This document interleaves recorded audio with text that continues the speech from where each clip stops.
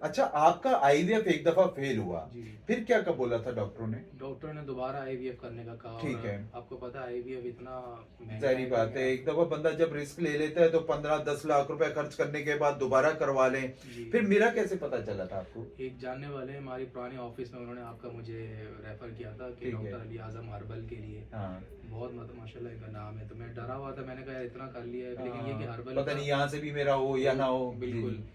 फिर वही बात है ना कि नाउम्मीदी मायूसी नहीं करनी चाहिए, तो सही मैंने कह कहा रहे चले हैं। मतलब नाम लेके हिम्मत पकड़ते हैं, और जब आपके पास आया बेशक। इतने 15 साल के बाद, तो फिर हाँ, आपने जब माशाल्लाह इलाज शुरू किया और जैसे जैसे वक्त के साथ ट्रीटमेंट हुआ, तो उसका रिजल्ट जब अल्हम्दुलिल्लाह। नजर आने लगा, तो अब आपके अल्लाह का शुक्र है। सामने ही है। इसलिए मैं भाईजान कहता हूँ कि देखिए औलाद तो अल्लाह ताला के हाथ में होती है। कोशिश करनी चाहिए इंसान को कि अल्लाह ताला के घर में उम्मीद ज़रूर रखनी चाहिए, नाउम्मीदी नहीं होनी चाहिए।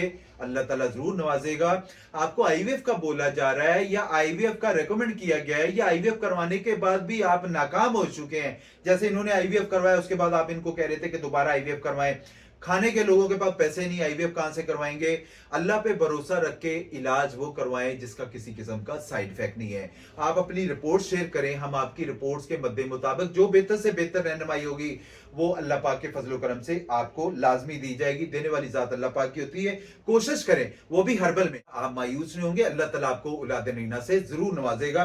अच्छा सर, एजोस्पर्मिया का मसला था, आपके स्पर्म्स क्या बोला था डॉक्टरों ने, क्या करेंगे? बिल्कुल ज़ीरो हैं, मतलब जी, मना कर रहे थे कि नहीं यार ये तो लाइलाज है जैसे कि लाइलाज है। जी, जी। और वही बार-बार आईवीएफ करवाएँ दोबारा, तो ज़ाहिर-सी बात है हम बायोप्सी थोड़ा करने के बाद बाजू का कहते हैं कि जी आईवीएफ के चांसेस ले लें, और आईवीएफ करवाते हैं तो लोग नाकाम हो जाते हैं।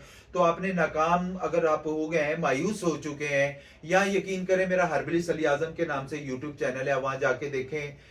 जिनको लोग अल्लाह ताला ने 35-35 साल के बाद अल्लाह ताला ने औलाद से नवाजा है। हजरत जिक्रिया अलैहिस्सलाम को अल्लाह ताला ने 77 साल के बाद औलाद से नवाजा था, वो भी तो दुआ थी, रब्बी ला तजरनी फर्द वंत खैरुल वारिसीन। हर नमाज के बाद 21 दफा 11 दफा लाजमी पढ़ा करें, और अपने वालिद साहब के पास बैठ के दुआ करवाया करें। और इंशा बाप की दुआ कभी औलाद के लिए रद्द नहीं जाती है। कोशिश जरूर करें, देने वाली जात अल्लाह ताला की है। अल्लाह ताला आपको जरूर नवाजेगा। बाकी वीडियो अच्छी लगे तो प्लीज लाइक और शेयर जरूर करिएगा। जज़ाकल्लाह।